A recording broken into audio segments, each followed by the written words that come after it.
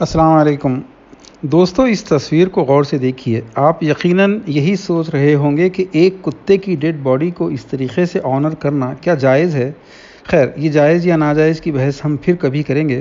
اس وقت اس تصویر سے ہمیں ایک انتہائی اہم سبق ملتا ہے، وہ یہ ہے کہ اگر کوئی انسانیت کے کام آئے تو انسان تو کیا، اگر وہ کتا بھی ہو تو احترام کے قابل ہے، ورنہ بے شمار کتے گلیوں میں ہر روز گاڑیوں کے نیچے آ کر مرتے ہیں، کوئی انہیں پلٹ کر بھی نہیں دیکھتا۔ لیکن یہ کتا جو آپ کو اس تصویر میں نظر آ رہا ہے، یہ تروپتی پولیس ڈپارٹمنٹ کا وہ اسنیفر ڈاگ تھا جس کی وجہ سے کئی کرمنلز پکڑے گئے تھے۔ دوستو، اگر یہ کتا کوئی عام کتا ہوتا تو کیا اسے کوئی مرنے کے بعد اس طرح رسپیکٹ دیتا؟ پوائنٹ یہ ہے کہ جب انسان بھی عام کتوں ہی کی طرح زندگی گزارے تو قدرت کا قانون بھی انسانوں کے ساتھ کتوں جیسا ہی سلوک کرتا ہے۔ غور کیجئے، ہمارے اطراف کتنے انسان ہیں جن کی زندگی کتوں سے بہت زیادہ مختلف نہیں ہے۔ جیسے کتوں کی زندگی کا مقصد صرف اپنی ذات یعنی سیلف سیٹسفیکشن کی تکمیل ہے، انسانوں کی میجورٹی بھی صرف سیلف سیٹسفیکشن کے لیے جیتی ہے۔ دوسرا دیکھیے کہ کتوں کی ڈیلی لائف بھی وہی ہوتی ہے جو انسانوں کی۔ کتے صبح اٹھتے ہی پیٹ بھرنے کے لیے کچرے کے ڈھیروں پر نکل پڑتے ہیں، شام میں دوستوں میں بیٹھتے ہیں، پھر انہیں بھی ایک فیمیل کی ضرورت ہوتی ہے، رات آتی ہے تو سو جاتے ہیں، پھر صبح اٹھتے ہی وہی پیٹ کا چکر اور وہی کچرے کے ڈھیروں پر مارا ماری۔ انسانوں کو دیکھیے، صبح اٹھتے ہی وہی پیٹ کے لیے اسکول، کالج، آفس، نوکری، دکان، کاروبار، بھاگم بھاگ شروع ہو جاتی ہے، شام میں کچھ دوست، پھر بیوی، اور پھر سو جاتے ہیں، اور پھر اگلی صبح ہوتے ہی وہی پیٹ کے لیے دوڑ دھوپ شروع ہو جاتی ہے۔ فرق کہاں ہے؟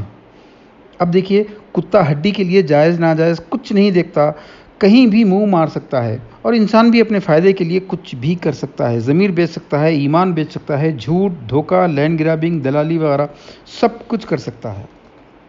ایک اور خصلت دیکھیے کہ کتوں میں خطۂ کلامی کی بیماری ہوتی ہے، بیک وقت دو تین کتے بھونکے چلے جاتے ہیں، انسان بھی بیچ بیچ میں بول پڑتا ہے، اسی کو خطۂ کلامی کہتے ہیں۔ سامنے والے کی بات مکمل ہونے کا انتظار بھی نہیں کرتا، بیک وقت دو تین لوگ بولنے لگتے ہیں۔ ایک اور خصلت دیکھیے کہ جب کوئی غیر محرم خاتون سامنے سے گزرے تو انسان کی نظروں میں اور دماغ میں کیا کیا چلنے لگتا ہے یہ ہر مرد اچھی طرح جانتا ہے۔ یہی کمزوری کتوں میں بھی ہوتی ہے، وہ بھی یہ نہیں سوچتے کہ ان کی ماں، بیٹی یا بہن کی طرف دیکھ کر کوئی دوسرا بھی اگر یہی سوچے تو کیا ان کا ضمیر گوارا کرے گا؟ کتے اور انسانوں میں ایک اور مماثلت دیکھیے کہ سڑکوں اور ٹریفک سگنلز پر جس طرح کتے سڑک پر نہ رائٹ دیکھتے ہیں نہ لیفٹ، پہلے اپنا راستہ تلاش کرتے ہیں، نہ ان کو ون وے کی پرواہ ہوتی ہے نہ سگنل کی، انسان بھی اسی طریقے سے بے حس اور انڈسپلنڈ ہوتے ہیں۔ دوستو، ایک اہم بات یہ دیکھیے کہ کتوں میں ہر کوئی لیڈر ہوتا ہے، ایسے لگتا ہے۔ کوئی ایک کتا بھونکے تو دوسرے چپ ہو کر نہیں سنتے، بلکہ سارے مل کر ایک ساتھ بھونکنے لگتے ہیں، کیونکہ سارے لیڈر ہیں۔ اور کچھ ان میں ایسے ہوتے ہیں جو خاموشی سے غراتے ہیں، یہ ان کی انٹلیکچوئل کلاس ہوتی ہے۔ اس لیے شاید مجبوراً بلدیہ والوں کو سارے کتوں کو پکڑ کر لے جانا پڑتا ہے۔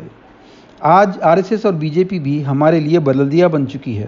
اسے پتہ ہے کہ کسی کو بھی پکڑو، جیل میں ٹھونسو یا انکاؤنٹر کروا دو، کوئی آگے نہیں آئے گا۔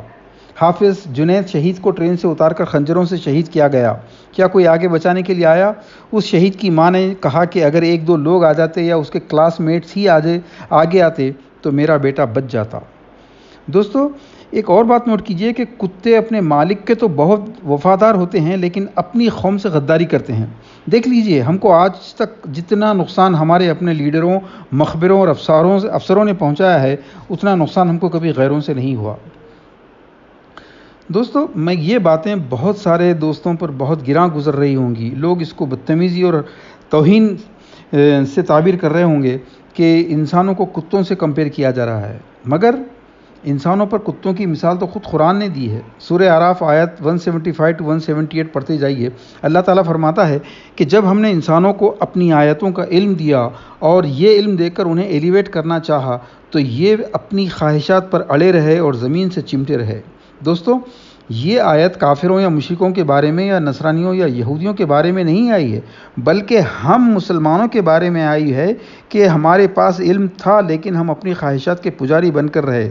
پھر ایسے انسانوں کی مثال اللہ نے دی کہ کمثل الکلب، یعنی یہ ان کتوں کی طرح بن گئے جو ان تحمل علیہ یلہث او تترکہ یلہث، یعنی جو مارو بھی تو زبان لٹکائے رہتے ہیں اور چھوڑو بھی تو زبان لٹکائے رہتے ہیں۔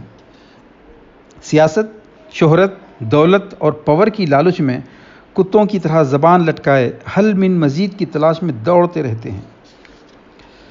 ہمارے کچھ دوستوں کو انسانوں کو کتے کی مثال دینے پر بڑی ناراضگی ہے، جبکہ یہ ہم نہیں بلکہ خود قرآن کہہ رہا ہے۔ قرآن نے علم رکھتے ہوئے بھی علم سے ڈیویٹ کرنے والوں کو صرف کتے نہیں بلکہ کہیں بندر کہا ہے، قردۃ خاسئین، کہیں جنگلی گدھے کہا ہے، حمر مستصفرہ، اور کہیں یہ کہا کہ یہ صرف کتابوں کا بوجھ لاد کر چلنے والے گدھے ہیں، کمثل الحمار یحمل اسفارا۔ بہرحال دوستو، انسانوں کا کتے سے کمپیریزن کرنے پر برا مت مانیے۔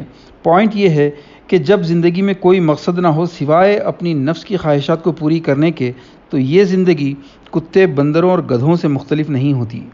پچھلی قومیں جو ہلاک ہوئیں، جو نبیوں سے کہتی تھیں کہ لے آؤ تمہارا عذاب اگر کوئی ہے، کچھ یہ کہتے تھے کہ جب عذاب آئے گا دیکھا جائے گا۔ آج ایگزیکٹلی ہمارا ایٹیٹیوڈ یہی ہے، زبان سے نہیں کہہ رہے ہیں، بلکہ پچھلی قومیں عذاب آنے کے مومنٹ تک بھی مستیوں میں لگی ہوئی تھیں جیسے ہم آج ہیں۔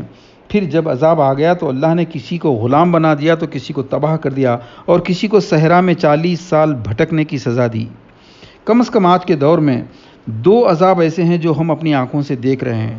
پہلا یہ ہے کہ جن قوموں کو دعوت دینے کے لیے ہمیں ہندوستان میں پیدا کیا گیا تھا، جس شرک سے روکنے کے لیے، جس گائے کے شرک کو ختم کرنے کے لیے ہمیں بھیجا گیا تھا، نہ ہمارے باپ دادا نے وہ دعوت کا کام کیا، نہ ہم نے کیا۔